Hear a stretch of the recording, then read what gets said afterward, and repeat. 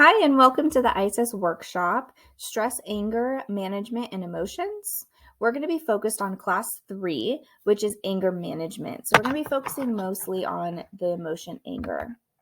After this workshop, you should be able to understand the unique qualities and purpose of anger as an emotion, as well as learning to recognize how anger may escalate, and learning the purpose of our vagus nerve and the function in controlling anger that it may have. So anger is just like any other emotion. Anger brings out its own energy and messages. Sometimes when we are going through anger, we feel a lot of built up in our body. Maybe you get really hot. Maybe you're feeling tingly all over and not in the best way. But it is possible to manage your anger as we do our other emotions. And it may be helpful to understand what makes us angry and what gets us to that point because it's different for everybody. So, went a little bit too far. So, a little bit on that topic is anger is usually a secondary emotion. One unique aspect of anger is that it often represents as a secondary emotion. So secondary emotions are ones that surface as a reaction to an initial and automatic emotion. With anger, the initial emotion often comes from an experience of being hurt. This can be physically hurt or emotionally hurt, whatever the experience or hurt or whether it's initial or primary emotion is usually one of sadness, embarrassment, betrayal, resentment, etc. This is generally because the primary reaction is a more difficult one to process than anger, as well as it can mask for the temporary emotion. So to bring it back a little bit is when we're feeling hurt or we're feeling, resentment or even embarrassment, it's hard to feel those things, and being able to show people those feelings is pretty difficult. So it's a lot easier for us to show anger, right? Anger comes a lot more natural, and it covers up those other emotions that we might be feeling. So if they see that we're angry, they might not notice that we're really just embarrassed or we're really just hurt. So that's why we call it a secondary emotion, because usually there's more to it. Just like on the slide, it's showing that we might show anger when really we're sad, again, with resentment and embarrassment. It's just easier to show anger than other emotions. So we're going to skip through here a little bit. Anger is a high energy emotion. Like I talked about previously, sometimes you might feel it tingling in your body. You might feel hot all over. Every emotion that we have has a form of energy that goes through our body. And anger is a high energy emotion. So we feel it everywhere in our body. Anger is usually accompanied by very high energy, which means that it can change very, very quickly. During this workshop, we'll discuss some strategies to identify how to work with our anger in a very healthy way. So anger usually escalates, right? We don't usually jump from 0 to being completely angry at 10, right? It escalates. So anger must be expressed just like any other emotion should. The goal of anger management is to not eliminate our anger. Our anger is there for a reason, but to catch the feeling early so that it doesn't build up inside. So this chart in front of us shows how anger escalates in 3 different strategies. In the 3 stages, the first stage is the mild stage, and that is usually on a scale from 0 to 10. That's what we're basing it on. People can share their anger with a great deal of control and calm. So if we're in mild, we're angry, but we're not too extreme. We're able to still talk about it. We're still able to communicate it. Then it goes down to the moderate stage of 4 and 6. So voices tend to get louder and adrenaline starts to increase. Words become more distinct and pronounced. Jaws get tighter, our blood starts rushing, intensity is increased. Those are usually times when we can't communicate what we're feeling. And then if we keep building it up, we enter the severe part. That means we have a lot less logical control going on. And anger has completely taken over our decision making.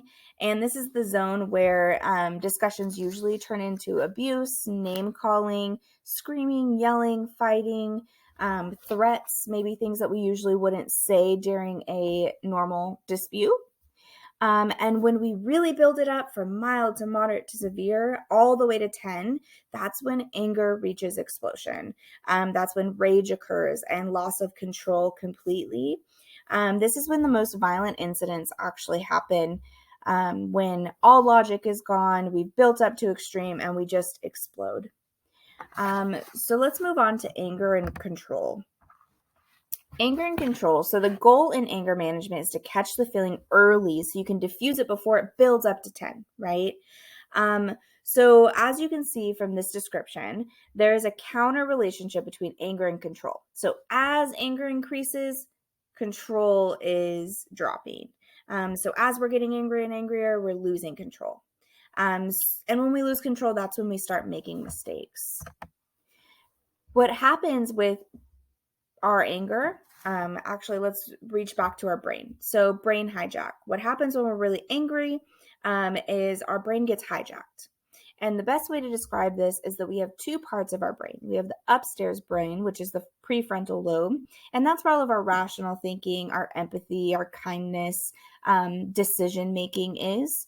But our downstairs brain is called the limbic brain. And that's where our fight and flight mode is. That's where we hold all of our anger, the aggression, being impulsive, anything that's very intense. And, mostly that's where our anger is, and that's where we need to focus.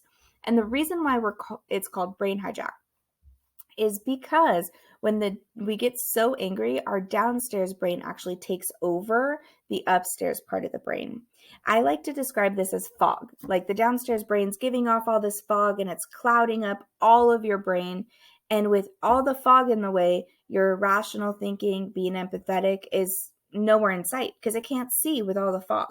So until we can calm down our brain enough for our upstairs brain to work, we're going to be working in fight and flight. There's going to be a lot of anger, a lot of things that we can't control. Again, the downstairs brain, no control, upstairs brain control, right? Upstairs brain is logical thinking where we want our brain to work. So we need to calm our brain to make it make the proper decisions. Being able to know that is by knowing what the vagus nerve is. So the vagus nerve actually runs down from the neck all the way through to the bottom of our torso. It's essential to regulate heartbeat, breathing, digestion. The reason that's important is because activating this nerve can slow breathing and heart rate and activate the parasympathetic nervous system. And that will help with brain hijacking. If we can get this nerve to start working, it'll start clearing up the fog inside of our brain. So a way to activate it when we're going through our anger situation is focusing on your breathing, doing anything to get that fog going away, right? We're building up that nervous system, getting it moving. You can splash cold water on your face. You can get a massage, waking up your body, focusing on something else, singing, maybe go for a walk, maybe go for a run, anything getting that body moving, that blood pumping. So that will help with the vagus nerve, and that'll get your brain to start calming down. Although anger can be difficult to manage at times, it is an extremely useful emotion. We tend to say that there's a good emotion and a bad emotion, but really that's not true. A healthy relationship with our anger is one that allows anger to be felt, but not to control our actions. Tuning into messages our anger is sending us will also help us learn to keep it in check as an essential part of anger management. So when we start noticing things are constantly making us upset, if we know that if we go a certain place or hang out with a certain person, knowing where our limits are is going to help us be able to eliminate those outbursts. But the positive part of anger is that it helps provide insight into ourselves. So anger is often activated when we feel a sense of injustice, either towards ourselves or towards others or what they are doing. And when anger accompanies injustice or a sense of wrongdoing, it's a message that a line has been crossed. This is the power of information if we pay attention to it. So anger alerts us to behavior or treatment that we find unacceptable. We're humans, and the way we think is very important. Our boundaries are very important. So without anger, we wouldn't be able to see where our boundaries lie and know how to help ourselves in a situation that maybe might be unjust. So listen to your anger. It might be telling you that something isn't right, that you're feeling like somebody's not treating you right. Okay, so anger is also a motivator. As we discussed earlier, anger is a high energy emotion. In addition to giving us messages about our boundaries, it's also energy that accompanies anger. It can be a motivator. So if we are motivated to make a change, then we will, right? So it can be a motivator to make changes that need to happen. Like I mentioned before, where sometimes we can talk to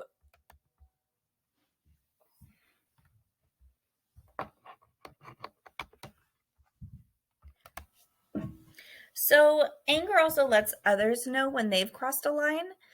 Studies may show that hiding anger in relationships can be detrimental. This is because when anger is hidden, the other partner doesn't receive the message that something is wrong and no space is made for change. So sometimes we show our emotions with our face, with our body language, the way we may speak. And that helps kind of show people that maybe what they said or what they did isn't right and it's crossing a line with us. So that's a positive thing that other people can see it, they can learn from it, and so then they can change their direction. And it's beneficial for us to see that too, right? When we see that somebody else is going through something, or maybe we said something we shouldn't have, that's very helpful to know. Okay, so the benefits of anger. Studies show that people who regularly acknowledge and express their anger have a lot in common with people who acknowledgely express happiness. So they think more creatively, they are more effective in their work performance, as well as they're more optimistic. So when you're able to express your anger, you're able to get out that emotion, but you're able to push through it, right? So that brings a lot of positive feedback, which means that when you're able to clear your mind of anger, you can be more creative, you can be more optimistic, and that will help your work performance as well. So lastly, we're going to go over tips for effectively expressing anger. So let's start with the discomfort caveat. This means letting the person you're expressing anger that this is hard and uncomfortable to talk about. Like, hey, what I'm about to say is very uncomfortable, so just bear with me. This is hard for me to talk about. This has an effect of disarming somebody that's already upset. So if I'm raged and I'm super upset and you tell me that you're upset too and you're going through it and it's hard for you, that might make me kind of bring my guard down, like, oh, she's hurt too, or he's hurt, right? Number 2, slow down your expression. So remember to breathe, take pauses, and give space to think about how you're going to express your anger. So don't just leap into what you're saying, because how many times have we as humans been so upset that we say things we don't mean? Because I know that I've experienced that. So just remind yourself to breathe, and it's okay to take a pause and come back to the situation. Focus on what you can control. Practice noticing what is within your control and what would be just a waste of breath. So focusing on those parts of situations will help you come to a productive solution rather than spiraling into a venting session.